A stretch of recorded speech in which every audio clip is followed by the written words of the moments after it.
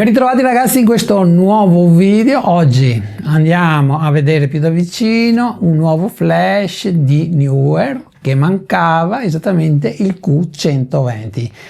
Un flash totalmente off camera che ricorda molto da vicino esattamente la versione di Godos AD100 Pro 1 e il nuovissimo Pro 2 che abbiamo già visto nel mio canale un paio di mesi fa. Ok ragazzi, in questo video ti faccio vedere anche le differenze, quelle più rilevanti tra questi due flash, non solamente il prezzo, ma andiamo a vedere anche esattamente le prestazioni che devi prendere in considerazione, soprattutto in base all'utilizzo che ne farai. Viene dichiarato con 120 watt di potenza, proprio per questo prende anche il nome Q120, però piccolo spoiler, e lo andremo poi a vedere su un video che farò uscire prossimamente, non ho riscontrato praticamente nessuna differenza di potenza con la D100 Pro 2.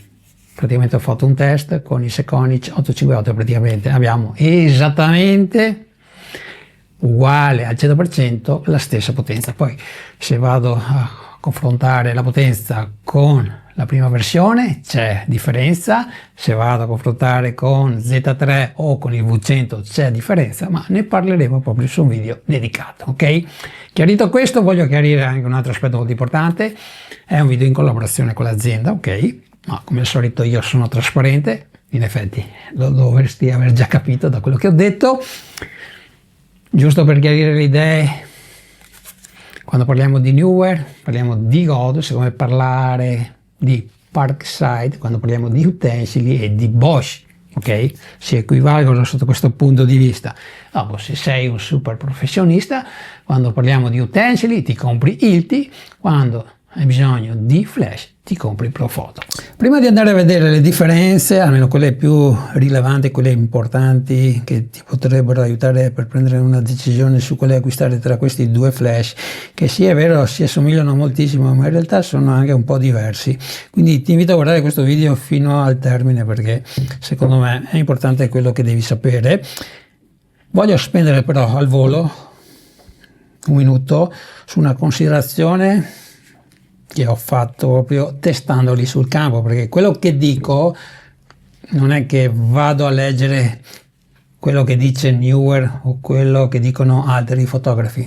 Ti riporto quello che ho constatato io provandoli, ripeto, fotografando con delle modelle e utilizzandoli entrambi in high speed sync si sono comportati diversamente.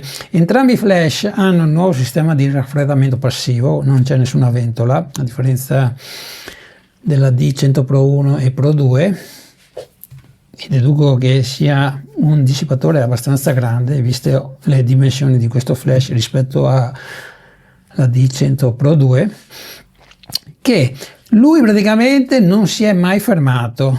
Ho scattato praticamente anche credo di più di 100 lampi consecutivi e non ho avuto problemi.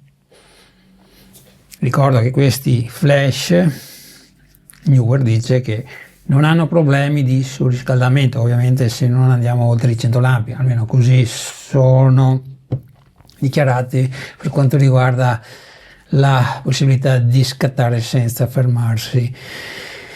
Io ti posso dire che utilizzando questo flash a temperature anche abbastanza miti, 15-20 gradi, praticamente il flash si è fermato molto prima dei 100 lampi che vengono dichiarati da Neewer.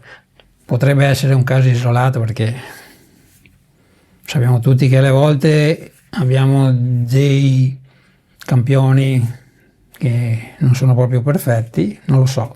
Comunque avremo modo di provarlo ancora in high speed sync, cosa che io raramente faccio perché sinceramente l'ho fatto solamente per il test, per la recensione. Comunque da quello che ho constatato ha più problemi di raffreddamento. Se volete maggiori informazioni poi su questo Z3R c'è un video dedicato. Sono molto soddisfatto di questo flash, praticamente si comporta bene. Magari è la scelta per chi vuole solamente un flash e soprattutto se lo utilizzi di più in camera, lo puoi utilizzare in modalità master, puoi controllare altri flash, non solamente di Neewer ma anche di Godos, proprio perché anche questo flash può lavorare con la frequenza 2,4 GHz che utilizza esattamente Godos. Vediamo adesso alcune differenze che troviamo tra questi due flash che sono nella stessa categoria, AD100 Pro 2, ma vale anche la stessa cosa più o meno per il Pro 1 e questo nuovissimo Q120. La potenza praticamente è la stessa, anche se qui abbiamo 20 watt in più dichiarati, però nella realtà, come avete almeno spero capito, sono uguali. Ok ragazzi, la testa praticamente è la stessa, c'è una leggera differenza per quanto riguarda l'apertura della parabola, perché qui, come alcuni di voi già sanno, ci fermiamo a 85 e qui possiamo chiudere fino a 105 mm. Poi per quanto riguarda le dimensioni le potete osservare tranquillamente a video, è leggermente più alto, sono giusto credo 3 cm che fanno la differenza, anche il volume è molto più ridotto e anche il peso ragazzi, perché abbiamo tra i due una differenza di 130 grammi e adesso che li sto tenendo in mano entrambi sento che è decisamente più leggero. Va anche detto che secondo me rimane sempre un flash portatile questo Neewer Q120, perché più o meno occupa lo spazio di un obiettivo, dai, ok? Però nella realtà lui è molto più compatto. Sono due flash, ripeto, che hanno la stessa potenza, dopo valutate voi. C'è una differenza anche in questo caso che va ovviamente precisata per quanto riguarda il sistema di raffreddamento con il Pro 2, e che è quello che ti ho detto poco fa quando ti parlavo di Z3 rispetto a Q120. Il nuovo sistema di raffreddamento che è praticamente lo stesso che troviamo nel V1 Pro e nel V100, quindi praticamente puoi ottenere molti più lampi consecutivi. Quindi anche in questo caso, adesso che si avvicina l'estate, se lo utilizzi soprattutto in high speed sync, lui si fermerà molto prima rispetto a questo Pro 2. Per accendere il Q120 dobbiamo tenere premuto il tasto centrale, poi con la rotellina andiamo a sbloccare. Abbiamo un piccolo display che è molto simile a quello che troviamo nel Q200, leggermente più piccolo, però diciamo che riusciamo a leggere tranquillamente tutte le informazioni e possiamo modificare ovviamente le potenze direttamente dal flash tranquillamente, e te lo dice uno che porta anche gli occhiali. Ok ragazzi, diciamo che avrei un po' di difficoltà sotto il sole, questo me ne sono accorto proprio ultimamente che l'ho utilizzato, però alla fine sappiamo tutti che andiamo a gestire le potenze direttamente dal trigger, quindi non è una cosa così importante. Ok ragazzi, comunque il display è fatto decisamente molto bene, interfaccia praticamente la stessa che troviamo su Z2, Z3 Pro, quindi molto facile e intuibile da utilizzare. Utilizza la frequenza 2,4 GHz, che è praticamente la stessa frequenza che utilizzano i flash di Godos, e quindi puoi utilizzare esattamente un qualunque trigger della serie X. Però, cosa molto importante, appena lo ricevi, se vuoi utilizzare proprio un trigger di Godos, entri nel menu, vai all'ultima voce, anzi penultima, che si chiama esattamente RX Compact, sarà su off e tu la porti su on. Poi tranquillamente puoi utilizzare i trigger di Godos. Ok ragazzi, abbiamo la modalità ovviamente manuale, TTL, multi, insomma tutte quelle funzioni che ormai siamo già abituati a trovare su qualunque flash semi professionale. In dotazione avrai innanzitutto questa comodissima valigetta piccolina, dove all'interno ovviamente hai alcuni accessori. In dotazione troverai anche questo dome in plastica con i magneti, che può essere utile giusto per ammorbidire la luce. Abbiamo anche l'immancabile bracket, molto simile proprio a quello che troviamo nei flash di Godos. Abbiamo, come vedete, anche il foro per l'asta dell'ombrella. Eventualmente, se vuoi utilizzare dei modificatori, ci sono dei bracket che produce la stessa Neewer, oppure c'è il bracket S2, anzi io ti consiglio l'S3 di Godos, che è ancora più compatto e si può inclinare molto di più, dove praticamente vai a fissare questo Q120 e puoi utilizzare poi i modificatori Bowers Mount.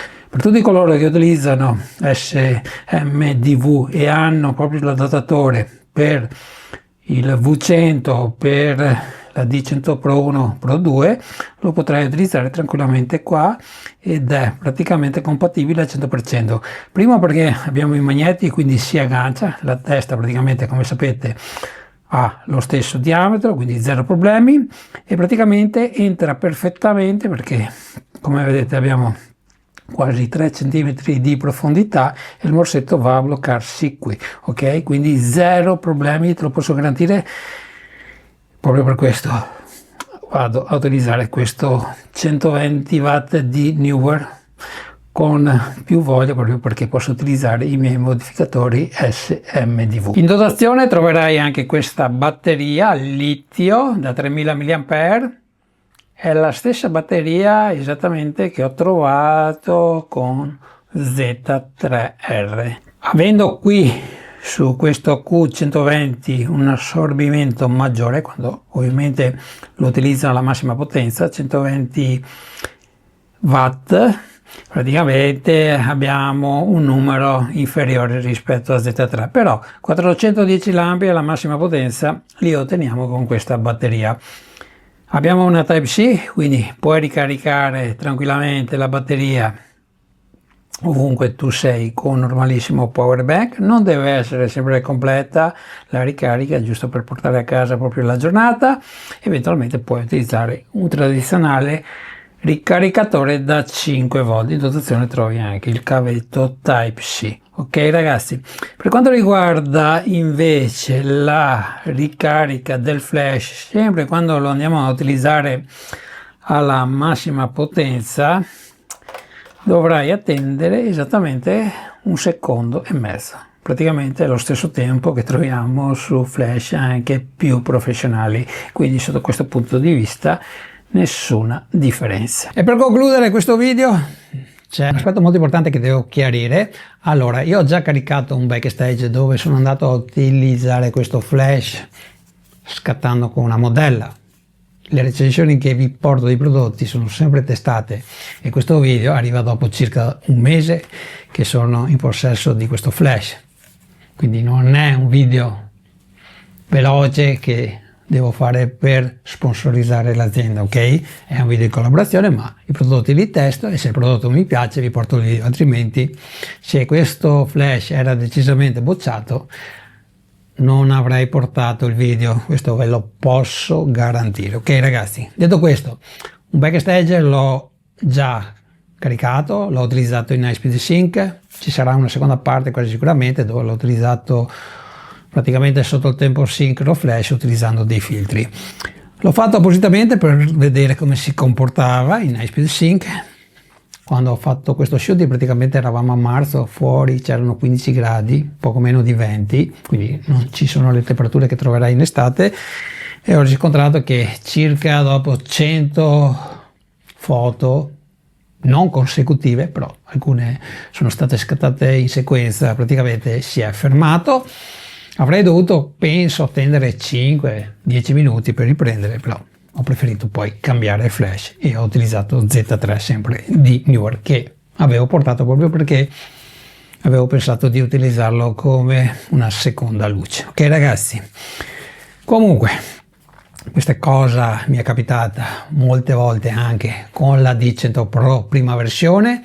Con la seconda versione ho avuto modo di scattare in High-Speed Sync proprio recentemente, si è comportato molto bene, non si è fermato, te lo posso garantire questo, e le temperature erano anche più alte. Comunque sono due flash abbastanza diversi, avete visto, uno è più compatto, il Godos Pro 2 ha un sistema di raffreddamento migliore, però c'è anche una differenza di prezzo.